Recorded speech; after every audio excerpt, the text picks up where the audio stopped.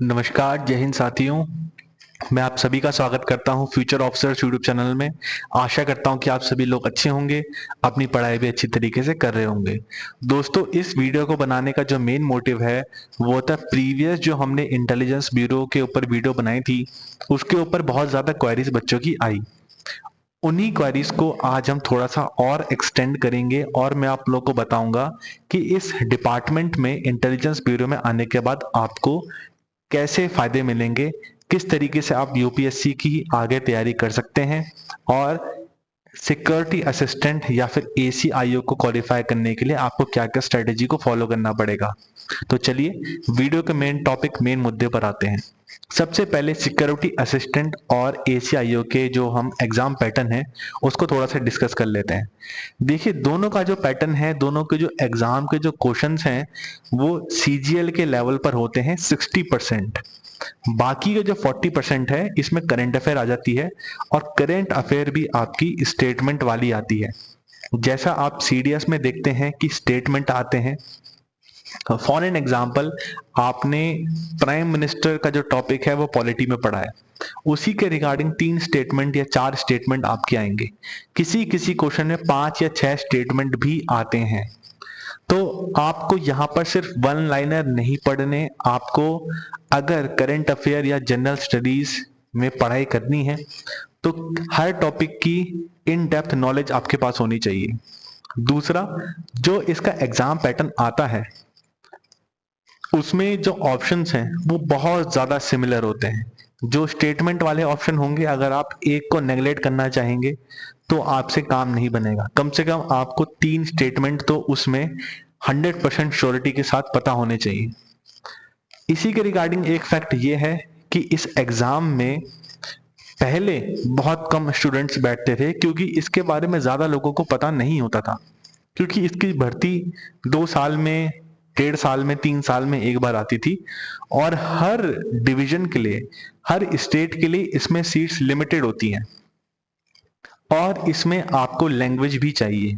For an example, अगर आप दिल्ली के हैं तो दिल्ली में आपका हिंदी, उर्दू और पंजाबी, ये 3 लैंग्वेज आपको वहां पर आनी चाहिए और उसके साथ साथ आपका डोमिसाइल उसी स्टेट का होना चाहिए जहां के लिए आप अप्लाई कर रहे हैं।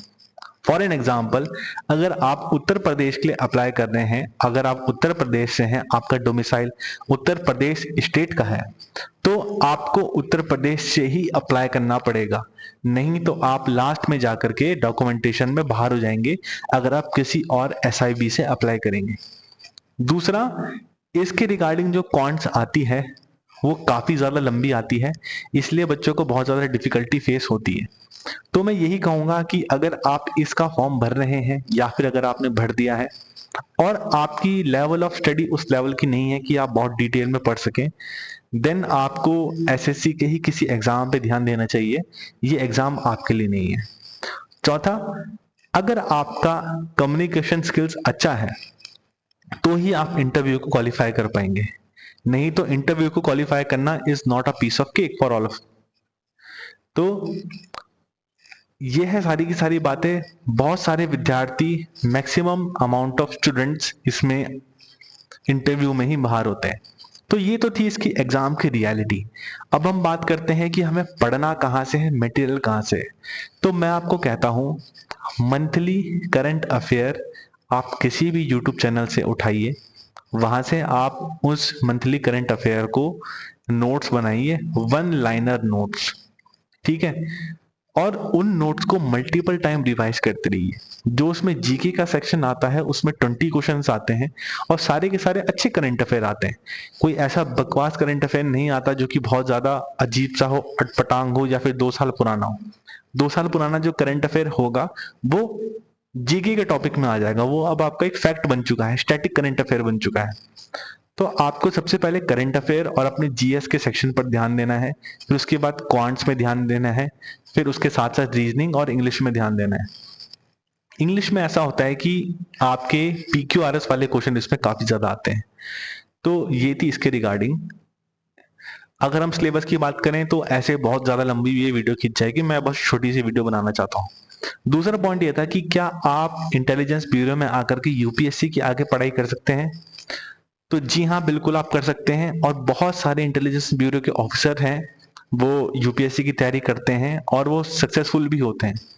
देखिए, नौकरी में आकर के जब भी आप किसी ऐसी नौकरी में आते हैं जहाँ पे डिसिप्लिन हो, तो आपका पर्सोना, आपकी पर्सनैलिटी अलग ही बन जाती है और वो आपको इंटरव्यू में डेफ़िनेटली बेनिफिट करती है। क्योंकि इंटेलिजेंस ब्यूरो अपने आप में बहुत डिसिप्लिन्ड ऑर्गेनाइजेशन है, तो वहाँ पर आकर के स्टूडेंट्स काफ़ी ज़्यादा डिसिप्लिन्ड रहते हैं और अपना आगे करियर में परस्यू करते हैं।